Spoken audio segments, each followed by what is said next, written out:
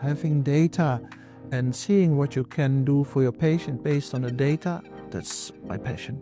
In the early 90s, when I was still working in a hospital, there came a patient with SCID, and the only treatment at that time was a stem cell transplantation. But for stem cell transplantations, you have to do HLA typing, and at that time there was no technology which was suitable to do that on this type of disease. And that's why we started actually doing sequencing DNA for these genes. On high school, I was fascinated by DNA sequencing. And during my PhD, I found a job to do DNA sequencing.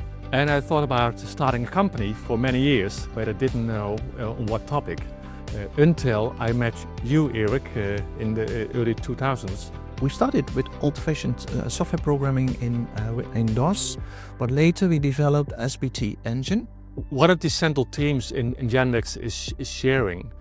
And that's an enormous motivator for me and for the company to help to find the right donor for the patient. The next generation is already a long development, but in the beginning it was a really complicated technology. You could only do that in the most advanced research centers. So that's why we went to a laboratory where they applied NGS already, and we learned the technology, and we developed that technology both in the laboratory, but also developed software, because it's really complex bioinformatics you have to do to come from the data to your HLA typing.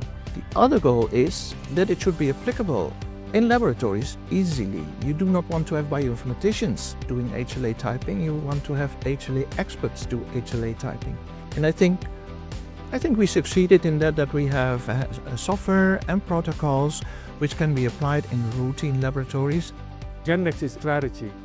It's not all about the product, it's also about education, sharing, giving others opportunity to get better knowledge and treat their patients better.